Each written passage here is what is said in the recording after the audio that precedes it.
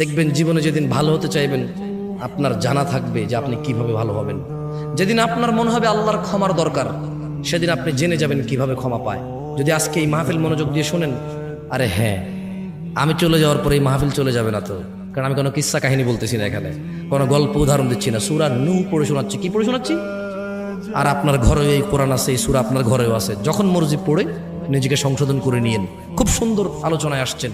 আর আমি দীর্ঘ অনেকদিন পর সূরা নূহ নিয়ে আলোচনা করছি, দীর্ঘ অনেকদিন পর। আমার খুব ফেভারিট সূরা এটা, কারণ আমার কাছে মনে হয় এখানে সবকিছু আছে।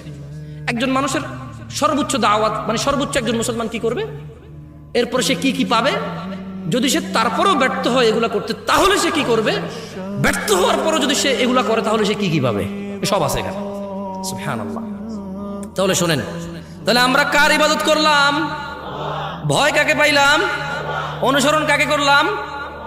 এইবার এগুলা করলে কি হবে দেখেন, আল্লাহ বলছে যে يغفر لكم من ذنوبكم ويؤخركم إلى أجل مسمى إن أجل الله إذا جاء لا يؤخر لو كنتم تعلمون। ও আমার জাতি, ইবাদত করো আল্লাহর, ভয় করো আল্লাহকে এবং রাসূলের অনুসরণ করো। যদি তোমরা এই তিনটা কাজ করো